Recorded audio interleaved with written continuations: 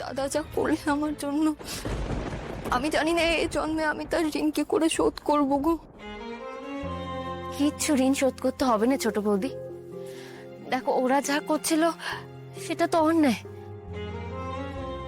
আর আমি শুধু ঠিক কাজটুকু করতে চেয়েছি, আর আমি এই কাজের সাহস তোমার থেকেই পেয়েছি। তুমি এতটুকু মেয়ে হয়েও কত সাহস বলো তো তোমার।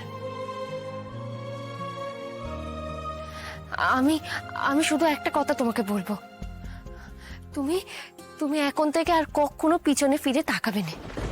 যাই হয়ে যাক এখানে, তুমি আর কখনো এই বাড়িতে ফিরে আসবে না। আমি তোমাকে না ফোন করে বললে তুমি আর কখনো এখানে আসবে না। আমাকে কথা দাও।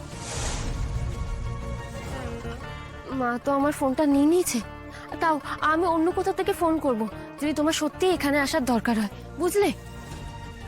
দীপা একদম ঠিক কথা বলেছে। তোমার এবারে সুদেবদার কথা শুনে এখানে চলে আসাটাই বোকামি হয়েছিল। তাও কি ভাগ্যিস ওরা ছিল।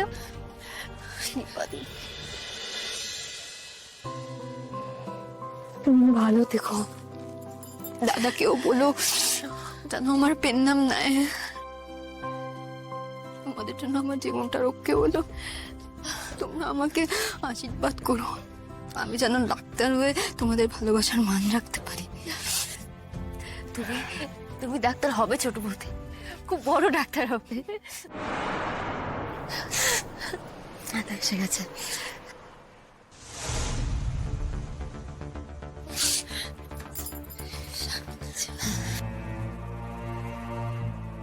এই লাজু, ওঠ, গাড়িতে উঠ।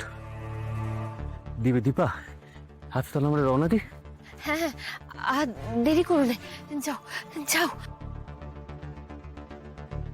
তুমি আমার ছোট বোনের মতো দীপা, তোমাকে ধন্যবাদ জানালে হয়তো তুমি লজ্জা পাবে, কিন্তু বিশ্বাস করো আমরা কৃতজ্ঞ দীপা।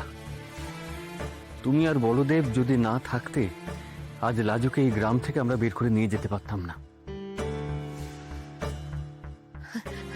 না না, তাছাড়া আপনারাও তো ছোট বৌদিকে কতটা ভালোবাসেন সে তো দেখলাম। ছোট বৌদি সত্যি খুবই ভাগ্যবতী।